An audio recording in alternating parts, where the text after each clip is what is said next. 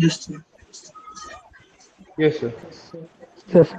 Okay, let us finish with thermodynamics, what we had. So, so we discussed some numericals yesterday. Right, there was some confusion regarding. The heat of H2O Yes, gas. yes, yes, yes. Yes, sir. So let me I have added some clarification to that. So this is what we're discussing, right? Adiabatic flame temperature. Then we then someone asked whether that heat of formation, latent heat of water is taken account or not. Yes, sir. Okay.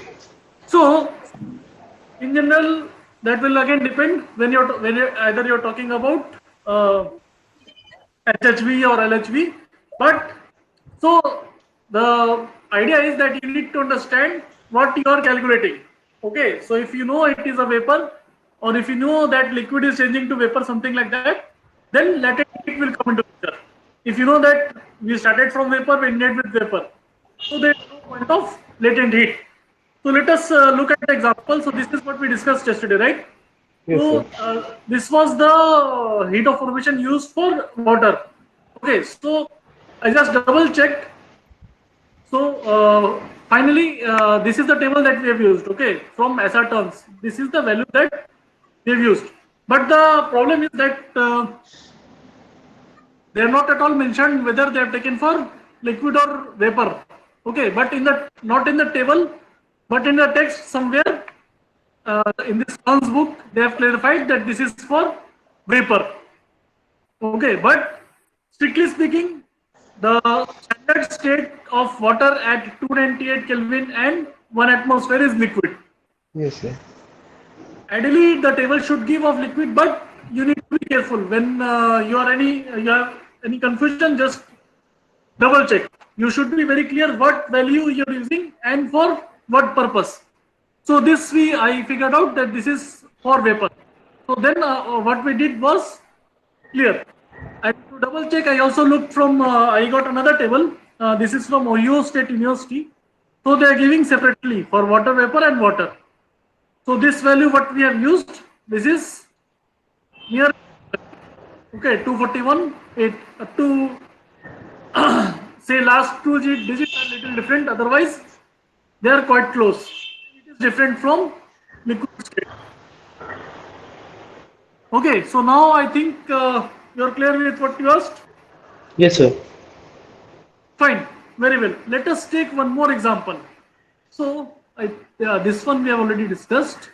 Let us move ahead. Yeah, so let us talk about and decay. Okay, determine the upper and lower heating values at. This is again a solid example from this Stern's book.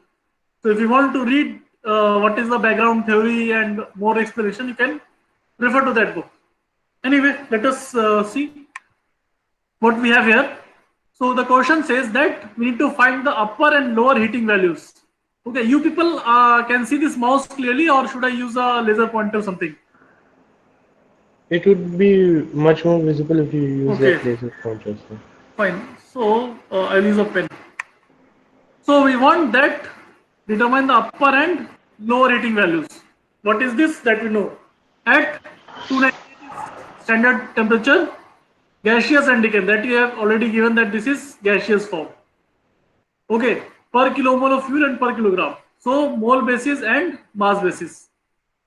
The molecular weight of N-decane is, so this molecular weight is also given, and this is part A. Part B says that if the enthalpy of evaporation, so decane is a liquid actually. So if we consider the vaporization of fuel, this is something I think you asked.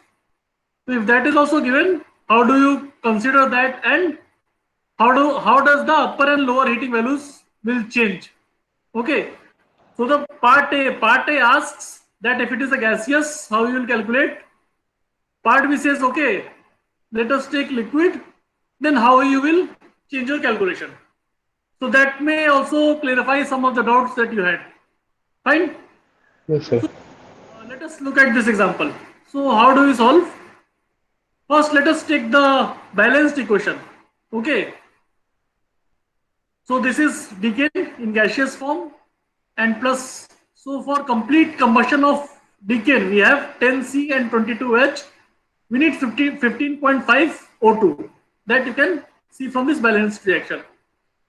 So this is O2 plus N2 will anyway not react, and we are getting CO2, 10 moles of CO2, 11 moles of water. Liquid or water, we'll see. Okay, so if we have higher heating value or lower heating value, then we'll talk about either it is liquid or gas or vapor, and nitrogen that anyway does not react. So again, I will tell that this is a assumption for all or this for this chapter. Initial study, we'll assume that nitrogen never reacts. But when we talk about pollution, when we go to the last chapter maybe, then we'll talk about nitrogen oxides. In fact, when you after your BTech, let us say you work for a gas turbine industry. So when you are designing a gas turbine, the major headache is to reduce NOx. Okay, gas turbine people, they obviously they want to make more efficient and consume less fuel, but for regulatory bodies like we have BS norms and all, but you have for your car or scooter you have BS or Bharat norms, Euro norms. You know, you have heard of that. Yes, sir. Yes, sir. Okay, so similarly for aviation aircrafts we have some norms, and nitrogen oxide is the most challenging pollutant to control. Okay, so let us not diverge into that, but you should know that this is an assumption that when I say nitrogen will not react, that is an assumption. Okay, moving ahead. So this is my balanced equation. Now, for any heating value, either upper or lower, the delta H, the heat of combustion, is equal to minus delta H R. R is heat of reaction. Okay, that we have already discussed. So this is the difference of enthalpy is what is in what enthalpy is there in the reactant and in the product, right? So this will be true for both upper and lower rating values. Only how we take the liquid or gas will change. Fine.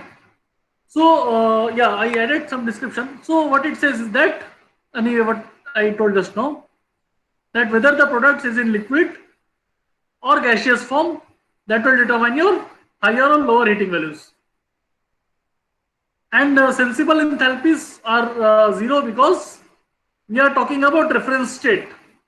Okay, so enthalpy of formation of oxygen, nitrogen, this will be zero.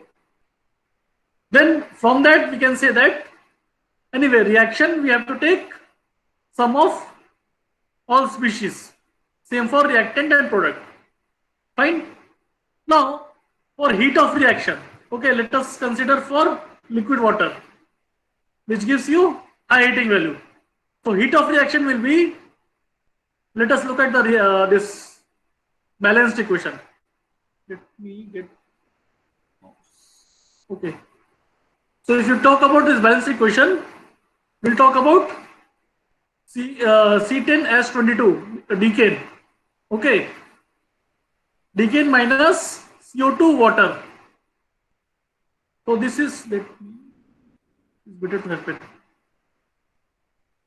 So just a second.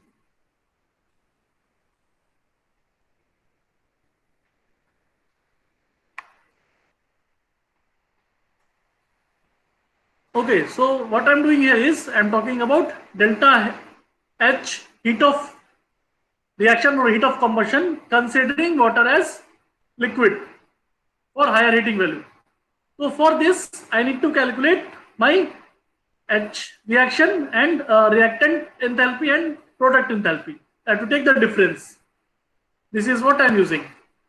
So for reactant, I'm using for decane. Okay, but I have not shown for oxygen and nitrogen. Can anyone tell why? In this equation, we are not talking about oxygen and nitrogen. They are in their natural states. That's why. Correct.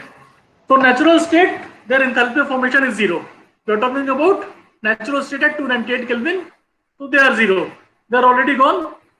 So this is up to this is for reactant. Now coming to products, what products we have? CO2 and H2O. So we'll talk about heat of formation of CO2 and H2O. Again, we'll neglect nitrogen. This is in standard state gaseous nitrogen at 298 Kelvin 1 atmosphere. Heat of formation 0. Fine. Let us move on. So for heat of formation of liquid water, this will be equal to gaseous minus latent heat. Okay, so that is the doubt you have. Someone was asking last class. Yes, sir. So we'll take into whenever we have phase change, latent heat, we must account for. So this will give you 285,857 kilojoule per mole for liquid water. So we substitute that here. We have these are values we are getting from tables. Okay, so don't worry about that. So this is for decane. This is for 10 is for carbon dioxide. 11 was water. So this water value is substituted here. So do this calculation. Tell me how much it will come. You have to just add and subtract.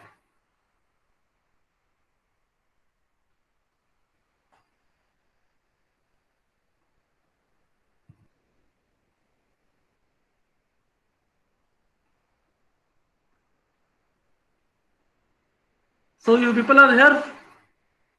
You have calculators. Yes, sir. Please give us some time, sir. Yeah, take your time. No problem. I will wait. Just keep saying some hi hello so I know that you are still there. Yes, Anyway, sir. make the calculation and tell me how much this delta H will come.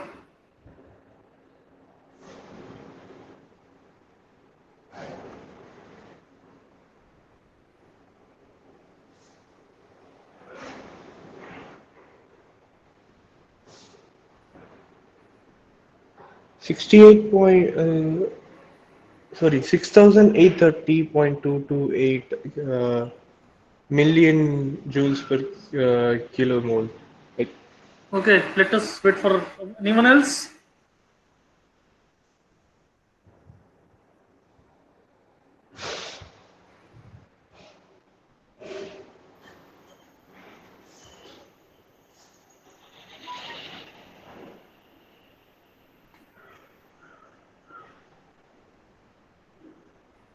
Do I have only one student in class? Okay, if you need time, tell me. Otherwise, we'll go ahead. 6.83 million per mole, million joule per mole. Okay, or you can write into 10 to the power 6. 6 into 10 to the power 6 kilojoule per mole. That is what? Okay, that should be per mole, kilomole. But we have multiplied with kilomole, so we get kilojoule. Okay, this is for delta H heat of reaction for considering liquid water, high heat value. so here one thing, Yes. sir. Yes. Heat of combustion is defined for 1 mole of fuel, right, sir? Yeah, so you see what has But come. we have multiplied by kilomoles. No, you see here. So this is capital H, okay. This is extensive enthalpy. Now you're talking about intensive properties. So intensive will be per mole, extensive will be total. Yes, sir. Okay. So this is the same value with kilojoule kilomole. And you can also write for this is per mole. Now you can write it for per kilogram. If you divide by molecular weight, that is straightforward, right? Moving on for lower heating value. So this is for higher heating value, right? For lower heating value, we use heat of formation in place of this. So here we have considered the latent heat. For lower heating value, we will not consider latent heat. We will just take this quantity. Is this okay? Yes, sir. So same calculation. I'm not showing it again. But if you replace this with this, you replace this value with this value, you will get this as answer. You can try and see whether you're getting the same answer or not. Okay, so this was the first part when we considered that the fuel is gas. Now let us see Okay, one more. We can also talk about per kilogram, per kilomole or per kilogram. This is the low rating value. Now let us see per part V. Part V, we assume that with decane is in liquid state. Okay, now we'll talk about the latent heat of decane. Okay,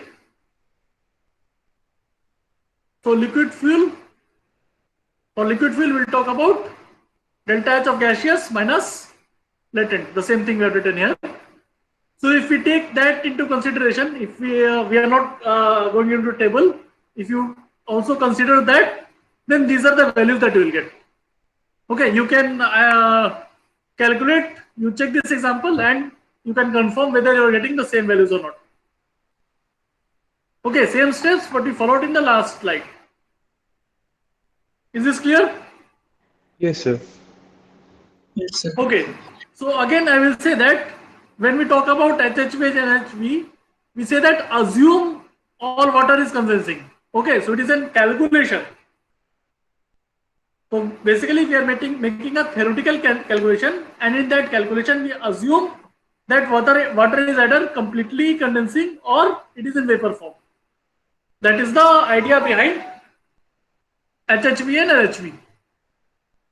Okay, so that we can also see in this graph from. Okay, so the y-axis shows you enthalpy and this shows you temperature. So if you consider that reactants with gaseous fuel, so this is how it will look. This is the enthalpy of the reactant, and if you say that it is liquid, so it will come down. Again, if we talk about products with gaseous hydrogen, gaseous water, so this is if I talk this what is this, LHV or HHV? Which one, sir?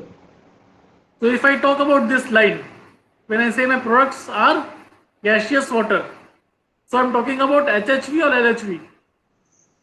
LHV, sir. LHV. And when I say that products are liquid, then I'm talking about HHV. HHV. Okay, fine. So I believe that you are clear with this concept. So we'll stop this thermodynamics part here. And one more thing, we forgot to discuss about this pseudo first order reaction. So this slide also I've added in the chemical kinetics lecture.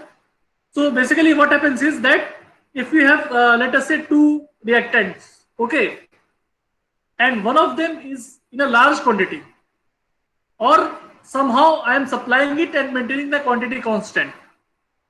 So such that the order of reaction is not affected by concentration of that particular component, then we say that it is a pseudo first order reaction.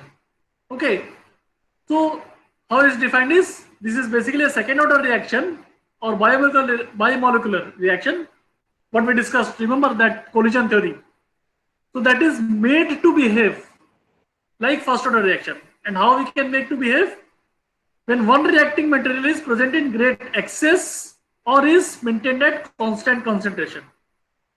Okay, so let us say I have water. I have a big tank of water, and we have some other chemical which reacts with water.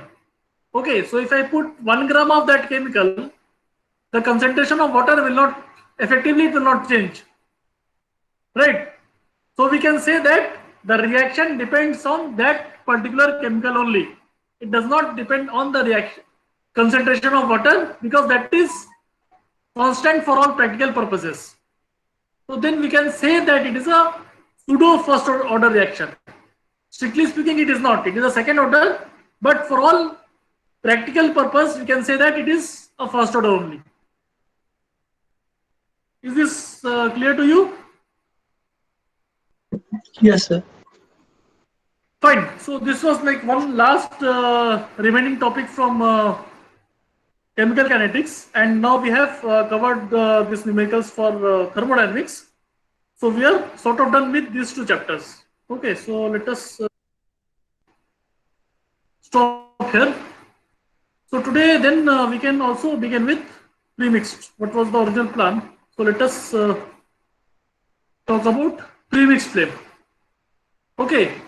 So first of all, what do you understand with the flame? Flame, it is a little general term, but what we can say is that flame is a self-sustaining propagation of localized combustion zone at subsonic velocities. Okay, so this is from this Towns book. So there are few keywords there. Yes, is there a question? No. Okay, fine. So this is one image that we have looked previously. This is a simple Bunsen burner. Okay, so there are two keywords here. So we are talking about a combustion zone which is subsonic and which is localized. Okay, subsonic, I believe you all know. Sonic, you know, sonic is traveling with the speed of sound. So anything which travels with less than the speed of sound is called subsonic.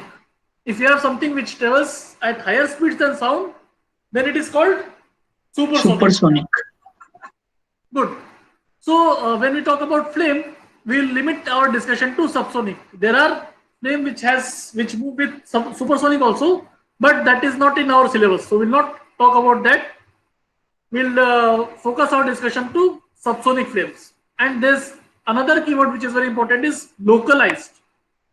So what do you mean by localized? So for example, when we talk about chemical kinetics, let us say we have two reactants we mix in a beaker. So throughout the volume, the reaction takes place. Okay. So it is not, you cannot pinpoint, okay, here only the reaction takes place and not other places, but it takes place throughout the volume. That is what is not happening with combustion. Combustion means that we have localized. So here is the flame. Basically, if you go to more detail, which we'll see in later slides. So this region, what you see, this is the actual place where reaction is taking place. Reaction is not taking place here, there, or anywhere else. Reaction is very local. It is localized to a particular zone or particular location. Okay. So let us move on. So let us look at the video. Yes. I have here, sir, the subsonic velocity. The velocity means what, sir? Like, does it mean that the velocity of the exhaust gas that is going out, or the intake fuel, the amount of velocity of, I mean, the consumption of the fuel? You give me two. You wait for two more slides, and then you will be very clear what velocity I'm talking about. Fine. Yes, sir. Okay. Let us look at the video. Then your concept will be more clear.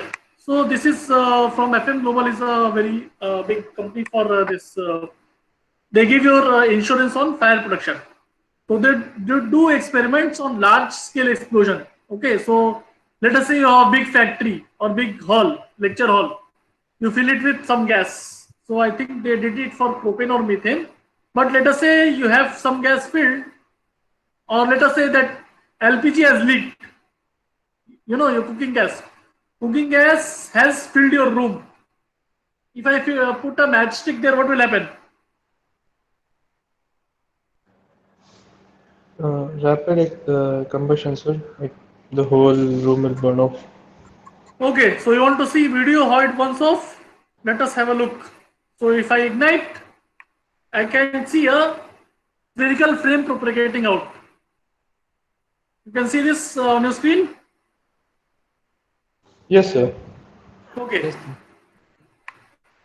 So let me pause at some location. Okay, fine. So can you see some edge? Right? Yes, sir. So combustion does not take place throughout the volume at once. So if I take a video and if I stop at some time, I can tell you where my flame is. This is the flame front. Okay. So for different times, if I take some recording, okay, how I measure the flame front, how I define, that we'll discuss later. But the point I'm trying to highlight here is that let us say at different times I took image like this, and however I have defined the flame front. So if you see this right figure, so this flame front is growing with time, right? And when I say my flame is localized, what do I mean is that this is where burning is happening. Burning is not happening outside. Burning is not happening here and there. Burning is not happening inside. Inside, what you see is burned gases. Okay. Outside is unburned fuel. Your fuel is there. Fuel is mixed with air. And this is my combustion zone. So that is what I mean by localized. Okay. So flame is, in general, a flame is a localized combustion zone. What you see here. Let us look at this video again. So basically, now you are beginning to study combustion. Till now, what we are doing was the background. Chemical kinetics and thermodynamics are separate subjects in themselves, but we need some background from that to start studying combustion. So this is, let us say, your first proper lecture on combustion. Okay. Looks interesting. Let us play this video again. So you see different cells and all. So that is little complex. We'll not go into detail of that. But the whole purpose of showing you this video is that you can see that flame front is expanding. Okay. So this is moving out with some velocity. And this velocity is subsonic. Okay, let us take one more example. So this is, so everyone is clear what I am showing in this slide? Should we go? Yes, sir. Okay, during my postdoc, I worked on this experiment. I was not on this experiment, but I was collaborating with Bowens, and we developed some theory and derived some equation based on that. So if you want to discuss more about this flame propagation, we can, on some other day, we can talk when we have some doubt classes or something. So this is a very interesting configuration. Okay, moving on. So we'll talk about two types of flame, premixed and non-premixed. So what is the difference? This is, let's say, a Bunsen burner. Okay, simple Bunsen burner, nothing else. Now, if I supply fuel plus oxidizer here, this will be a premixed flame. Okay, and if I supply only fuel, you can see this. So if I have only fuel and I burn it, so this is called diffusion flame. Now the question is how it is burning. Only fuel cannot burn, right? It needs some oxidizer. So from where it is coming? From environment. Air. So it is burning in air, it will come from surrounding. But what is the difference is that we have oxygen or air premixed. Premixed means mixed before the fuel reaches to the combustion zone. So let us say this is my combustion zone. So before the fuel reaches here, it is already mixed thoroughly with the oxidizer. Here that is not happening. Here fuel will come out and then oxidizer will come from this side. Let me draw it, then it will be more clear. Okay. So fuel is coming out from here. Fine.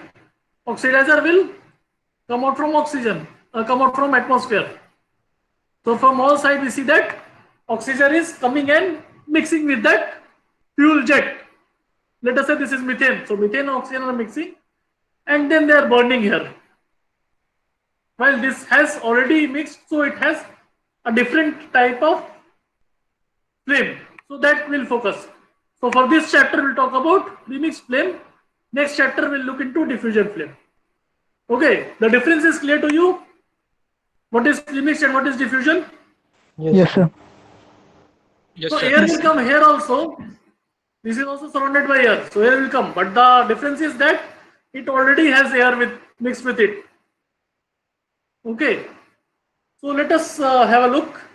Again, let us look. These are the examples. So if you look at Bunsen burner, this is a premixed flame. Okay, let me get my laser pointer. So this Bunsen burner gives you premixed flame. This has air plus fuel mixed, which is coming and burning here. Candle you all have seen, right? No one is there who has never seen a candle. So candle flame is a very good example for diffusion flame. So basically what happens is, because of this heat, wax is melting here and that is being carried out in this wick. So we have evaporated region of wax, molten wax is evaporating, and air is coming from the side which is burning. Or we can also have a diffusion flame in a Bunsen burner. Any guess how we can do that? Bunsen burner diffusion flame. Yes. Uh, we can just put in just the fuel like our LPG gases stoves. Yes, yes, correct. No, LPG also has premixed. Let me go to the next slide. So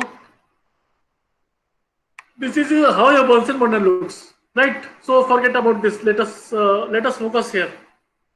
So it has a primary air port. So there are different holes here, and we have control ring. Okay. So you can slide this ring down and you can close this hole. And there is a fuel port. So fuel is coming from the center, and air is coming from the sides. So if I have this holes open, so air will come and it will mix. So then I have premix flame. Now suppose I move this ring here, I close these holes. So no air is coming, only fuel is going through this. So this is your diffusion flame. Is this clear? So this is the major difference between diffusion and premixed. Everyone is okay with that? So in premix flame, it's not like that. We have wherever the fuel storage is, we don't mix the oxidizer in that itself. We mix it when We can do it's that in. also. We can do that also. So for example, let us say I don't have airport here. Okay, I have fuel plus air which is coming and mixed. So what I showed you in the previous slides is what we're talking about, right? Yes, sir. So we can do like this, but this is the actual design. So I just wanted to show you the actual design. We can do like that also. We can put mixture oxidizer or we can put only fuel. But this is how your LPG stove. So I'll give you a homework. All of you today, go and look at your LPG stove in your home, whether it has a hole like this or not. So that you need to tell me tomorrow. Oh, Yes, by sir. the way, I have one announcement to make. So tomorrow, most likely we will not have class. We have some department meeting. It is actually at 12:30, but it can go till maybe 2 or 2:30. Okay, so tomorrow we'll cancel the class. We'll meet again Wednesday next week. Yes, sir. Okay, so I hope this is clear. Now we'll talk about the flame. So this is how a flame looks. So you have a dark zone here. Remember last time I was showing that simulation, you were asking about this region. So this is called, okay, I removed that. So this is the premixed region. We'll talk about it later. Let us now define a few terms that we have discussed. So we talked about premixed flame. So here we say that oxidizer and fuel are mixed before burning, before coming to the combustion region. Okay. And similarly, diffusion flame means that these are separated before burning. They come together and they burn.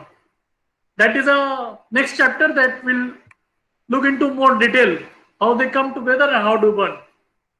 This chapter will talk about premixed flames. And we also talked about subsonic speed. So all the examples that I have seen, the speed is subsonic. Okay, and this is called deflagration.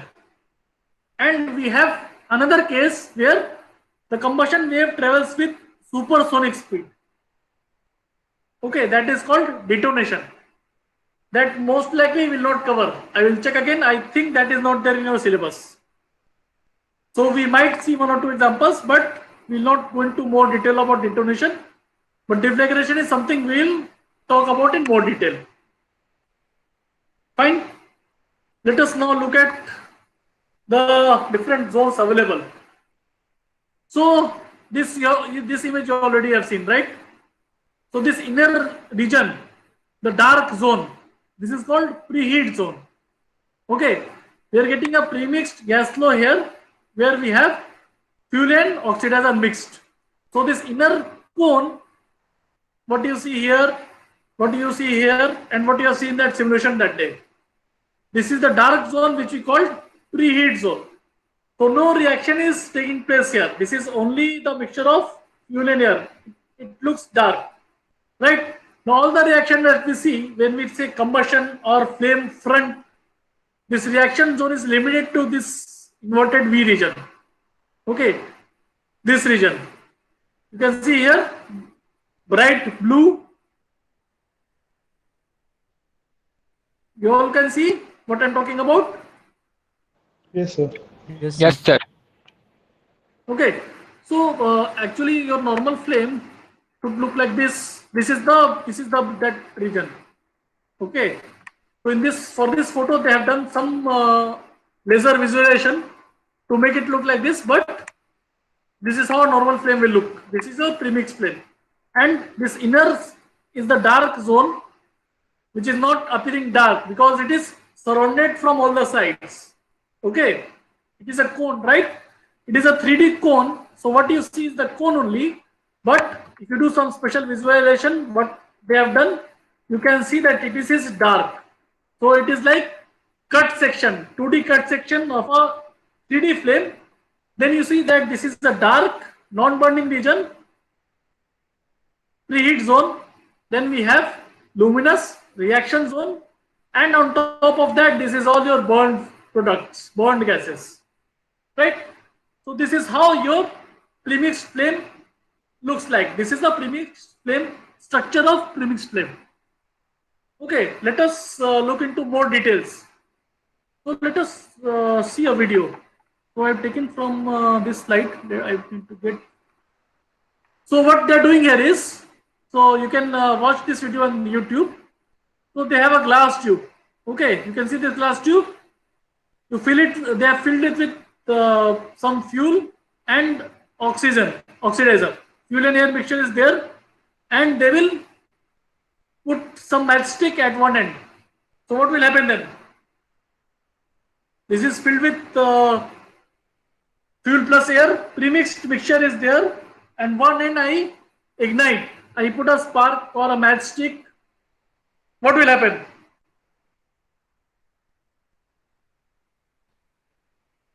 So is the fuel and air mixture constantly supplied, or is it like It is filled. There's one tube I filled. it's filled and shut off at the other end? Yes. So the flame should travel inside. Okay. So you want to see how it travels? Yes, Let sir. us look at the video. Some sound. So you see there how it travels. Okay. So they ignite it from one end and the flame travels to another end.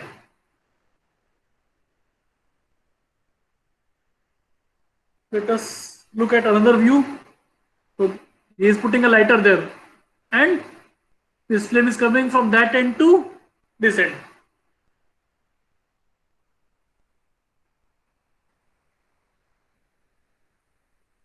Is this okay? You are seeing this video clearly?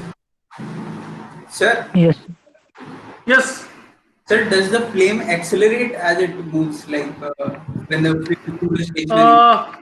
Not for good question. Not for this case. Not for this case. These are tube is opened at both the end, and the flame is not accelerating. So that is an assumption, and we'll talk about it. Okay. Don't worry.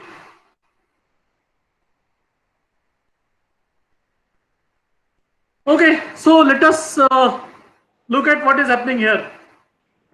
So basically, you have an open tube open at both the ends. Okay, so I have a fuel plus air mixture, pre-mixed mixture. That is what we are talking about, and we ignited a flame. So okay, again I will emphasize this, that we will have to take a lot of simplifying assumptions. Okay, which may or may not be true, which are not very ideal, but we'll assume. So let us say I assume that my flame is straight, which is never the case, right? But to make the analysis simple, I will say that a flame is a thin zone like this. It will be a little bit curved, but this is my assumption. Fine. And it travels with a uniform velocity u. So what happened in the last video? We have a tube filled with fuel and air mixture, pre-mixed mixture. I put a flame and it moves. So when it moves further, it is leaving burned gases behind. Okay, this is the product. Let us say this is, if the fuel is methane, we have carbon dioxide and water vapor here, right? And we have methane plus air here. And this is still moving with constant velocity. That was the question someone asked, right? And finally, we'll have that burned gases are filled in the tube and flame moves out and it gets extinguished. Sir, That is all we have. Yes. sir, burnt gases have the same volume that a fuel plus air mixture has. No, it will expand. But the tube is, that's why I told you, it is opened. If This is not if, closed. if we close both sides, then it's, sir, if we close both sides, then it explodes like LPG. Yeah, if we close both sides, that is another interesting thing. We'll talk about it. Okay, we need some. Okay, sir. We need to cover some theory to discuss that example. This is the simplest example. Let me say that both the ends are open. You see, that's why I've drawn it like this. So burnt gases have Okay, definitely have more volume, and it will go out. That I'm not worried about. I am worried about this flame front, this red ring here, what you are seeing. So this is moving with inside this tube, and flame front moves with velocity u. Let us say this is a u, velocity is u, which is constant in the unburnt mixture. Right? You are clear with this example? Now let us say, Okay, let sir. us change this example. Let us say, okay, that what I wanted to show that has not come. So let us just about this.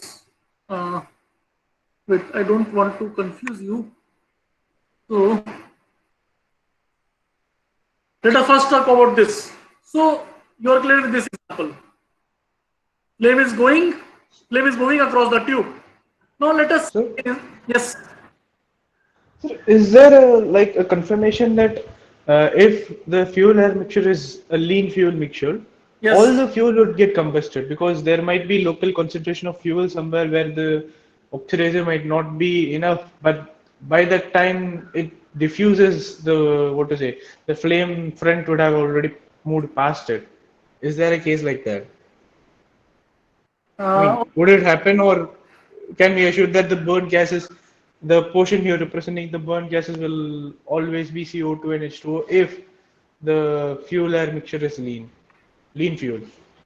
So okay, so it is like very difficult for, let us say that the flame front has come here. You're seeing that some pocket of unburned fuel is there, right? That is what you're saying. That some pocket is there which is not burnt. Yes, sir. I'm Okay. basically saying that at some point the fuel, I mean, due to density of the fuel or something, it got concentrated at a local area, and in that area, in that particular local area, it became fuel-rich mixture for just that particular. Because of that, Okay. it got left Fine. behind. That's something. So let me.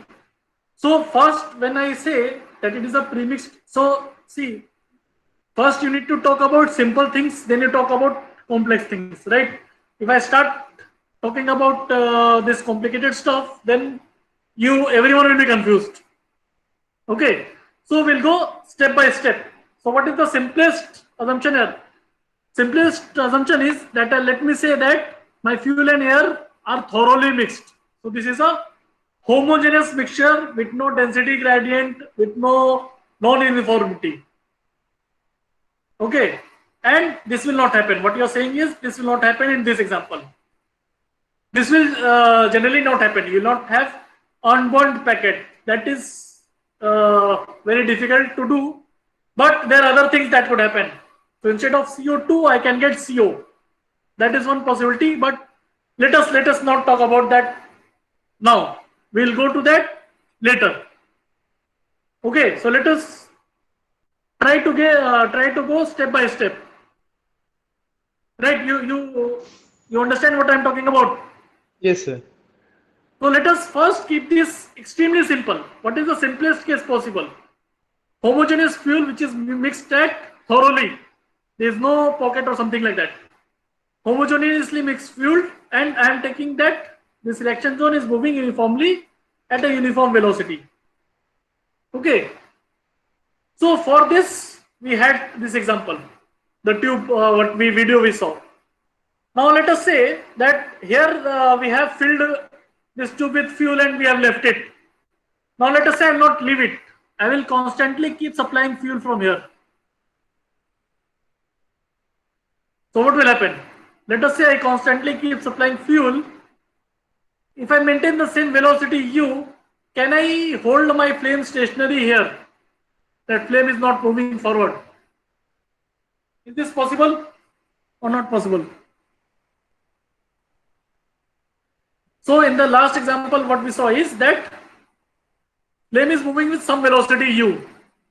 Okay, let us say that is a constant velocity and that is not changing with the length.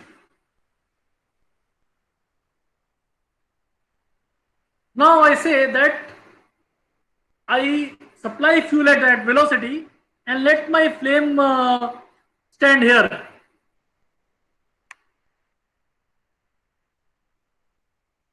Is this seems okay or there is a problem? Sir, Actually, sir, yes. sir, I think that will further accelerate the flame, sir. Okay, let me take you back. You all have, you're okay with Bunsen burner? This you understand how it works? Yes, sir. So what is Bunsen burner? Bunsen burner, we are supplying fuel. Okay, we are supplying fuel at a constant flow rate such that we have flame here.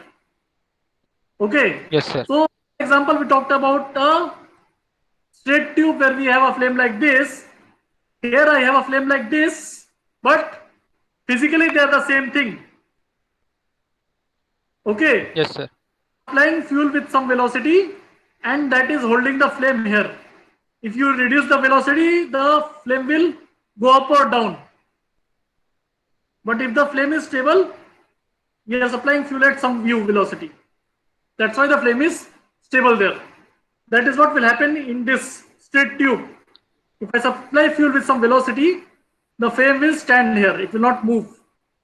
This does not move, right? Sir, Are you clear? sir, I am not able to visualize, sir. Sir, I think if Okay. from the other side, if we supply fuel with Yes. that velocity u, then I Yes. think the flame will accelerate from this side, sir. Okay. Forget about acceleration. Flame will go at uniform velocity, constant velocity. Okay. So Okay, sir. it will not accelerate. See, we have some idealized assumption for premixed. Sir, I'm not talking Yes. about this case. I'm talking about the case in which you are applying the fuel with some velocity from the other side. Okay, fine. So let us say this you are clear with. The flame is moving with some velocity, right? Yes, sir. If Yes, I sir. supply fuel at the same velocity, why will the flame move? Okay, let us look at this. So this example you are okay with? Fuel is filled here, flame is moving with some velocity. This you are Yes, perfectly sir. okay. So this Yes, what sir. is the velocity of fuel here? Fuel is having u is equal to 0. Fuel is stationary. Yes, sir.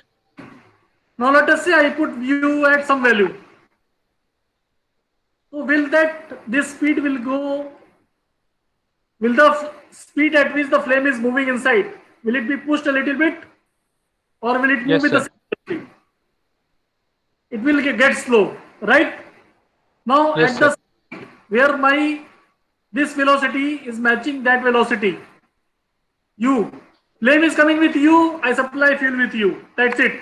So flame will not move forward. वो जितना देखो जितना flame क्या चाह रहा है flame what the flame is doing? Flame is trying to move in this direction, right? Yes, Flame sir. wants We are one opposing. fuel. Now we are opposing velocity we are giving. Okay. So flame is like you can say that this is a thin reaction region. Flame is eating the fuel. Okay. Sir, So but we cannot say that we are providing favorable condition for the flame to burn. no, Sir, we'll provide. if we are That's what we'll provide favorable condition that you don't worry about. तुम बस ये no, sir, I am saying like when we are providing with velocity, that yes. we cannot say that we are providing favorable condition for the flame when we Why are not? providing some velocity to the fuel. So that, sir, for that means that thing should support the combustion. No, हाँ. why it will oppose the combustion? It will support the combustion. Okay. ठीक है. Let me go back. ये तुम्हारा concept है ना Bunsen burner क्या है? ठीक है. Let us say V हो रहा है तो थोड़ा confusing है. Let us say we have a flat flame here. Let us say this is my Bunsen burner. Let us say the flame is flat. इसमें V बन रहा है ना. Let us say कि यहाँ पे flat जैसा बन रहा है कुछ. Okay. हाँ सर. यहाँ पे क्या हो रहा है? You are supplying fuel, right? At some Yes, sir. velocity too. Flame is stabilized here. और इसी को अगर तुम ट्यूब के अंदर ले लो तो that is what I am talking about. Flame is stationary and we are supplying fuel at some velocity. That's all. इसी को you rotate it by 90 degree, you will see what I am talking about. Same example. यहाँ पे थोड़ा सा V बन गया है, तो you are getting confused. Let us say instead of V, अगर यहाँ पे flat होता है ऐसा, बिल्कुल flat है ये. Yes, Okay. sir. तो उसको ट्यूब के अंदर ले सकते हैं. लेट अस से कि ट्यूब में चला गया वो, ऐसा ही है. ठीक है. Inside the sir. Tube flame. तो अब यहाँ पे वही हो रहा है ना. यहाँ पे फ्यूल नीचे से आ रहा है. Fuel is getting supplied. Fuel will have some velocity. So what Okay, sir. velocity is required to hold this here? ठीक है. एक पर्टिकुलर वेलोसिटी चाहिए होगा. If you have more velocity, it will go out. If you have low velocity, it will come out. Okay. Okay, sir. Clear है कि नहीं? अभी otherwise you can say forget about flame. Let us say यहाँ पे कोई तुम्हारा let us say a plastic sheet here. यहाँ पे एक मैंने डंडा रख दिया है. That is moving some velocity. ठीक है. Okay, sir. Now the wind is also blowing in that velocity. It will either take it back. जो भी velocity ज्यादा होगा, V1, V2. So let me, I don't know whether you're clear or not. I just want to give one more example. Let me take, ऐसा तुम समझो flame, forget about flame. Okay. Let us say I have a tube. I have a plastic sheet which is moving at some velocity. Plastic है, metal है, कुछ भी है. It is moving inside the tube. Right? Yes, sir. ये समझ में आ रहा है? एक ट्यूब है, उसमें Yes, हवा sir. भरा है, कुछ भी नहीं है. Let us forget about flame and everything else. I have a tube. नदी भी बोल सकते हो. नदी है, उसमें कोई नाव जा रहा है. With the velocity V1. Now, if the stream is flowing with velocity V2, so if V1, V2 बराबर हो जाएगा, तो it will be stationary. It will not move. Okay, Right? sir. That is what is happening with flame. So if I supply fuel at a particular U, ये क्या है U that will calculate. If I supply fuel at a certain velocity, I can hold my flame still. I can hold a stationary flame which will not move. And this is an open tube. So burnt gas बाहर निकल जाएगा. ऐसा नहीं है कि expand हो रहा है, it will move. Burnt gas will move out and fuel is coming from this side. Okay, sir. So this is one very extremely simple case with a lot of assumption. So with that, once you understand ये क्या, what is this case, then we can go to more complicated cases. Okay, so for now today, let us stop here. So, Yes. one thing, sir. For the premix flame, if we have an equivalence ratio of greater than 1 or greater than 1, fuel to air equivalence ratio greater than 1, Yes. would it still display that dark conical zone, or would it not? It will. So, but there is enough oxygen for it to combust Don't mix. We'll talk. See, if or is it due to that, what to say, the viscosity of the fluid and that no, affecting the. no. Don't mix a lot of things. Let us just keep it simple. Don't forget about the equivalence ratio. We'll talk about a simple premixed flame. So first, you need to understand what a premixed flame is. Yes, Then you sir. know what happens with different equivalence ratio. What happens when you have non-uniform, all that. So let us start with the simplest possible case, and we'll build on that. Yes, sir. Fine. So we are running out of time. We'll stop here today. Tomorrow we'll not meet. We'll meet again on next Wednesday. Fine.